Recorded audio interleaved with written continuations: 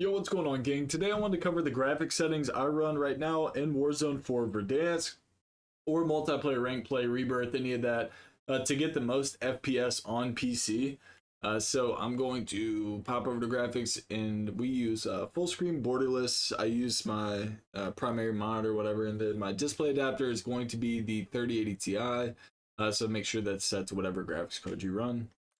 Make sure if you've been getting like really bad frames lately, let's say you were getting like 250 and now you're only getting 190, restart your shaders preload. Like, make sure you do this. I'd say, like, honestly, every time you get on, you can do this, and it makes a difference. It definitely keeps your frames steady. I know it sounds crazy, but making sure that the most up-to-date shaders are preloaded, it makes a huge difference.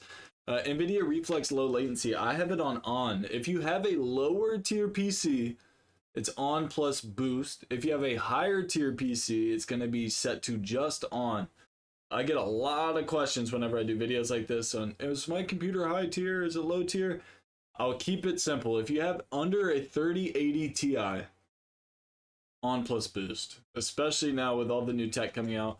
For this computer in particular, we're just rocking the 3080 Ti, but it has a 5 frame difference than a 3090, so I was like, you know what, I'm gonna run on. It works well. If you run on plus boost, it takes away the OC from the card. It literally makes the card fight itself. It's not good. So lower end on plus boost, high ends on.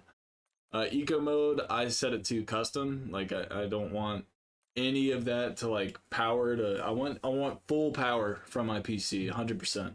Reduce render resolution in the menu, that's set to optimal. It's not really a big deal. For the graphics, I play at 1440. A lot of people say, like, oh, play 1080, you get a billion frames. You will get more frames, but 1440 is a game changer. Like, it really is a game changer. You want to make sure dynamic resolution is turned off. Upscaling and sharpening, I have set to Fidelity FX CAS.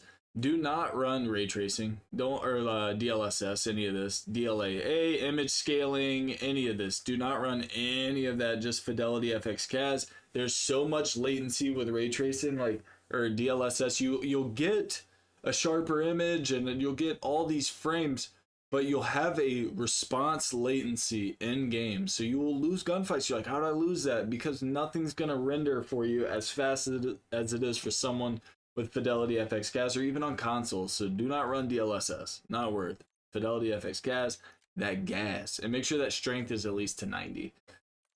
For the frame generation, that's off. VRAM scale targets at 50. Variable rate shading is going to be set to on.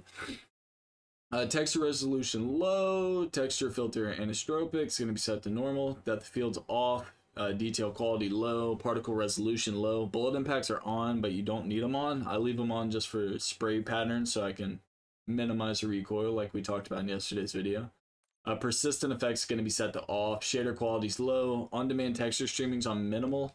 And then allocated texture cache size is going to be set to 16.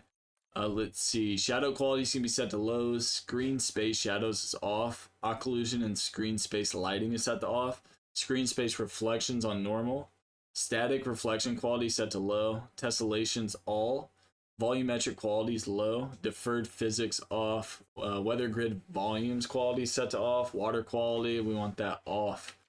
On our view, motion reduction presets off, and same with the arachnophobia mode. That's definitely turned off.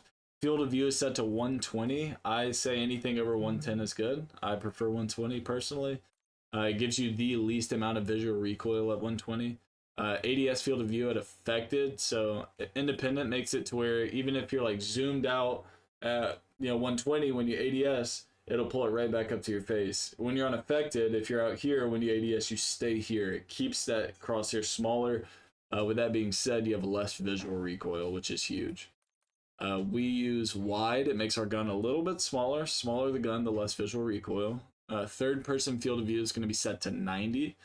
Vehicle field of view I'd have wide. Motion blur and weapon motion blur are both off. Camera movement is going to be set to least. ADS transitions, third person ADS. Inverted flashbang on, that saves your eyeballs. And that's it, gang.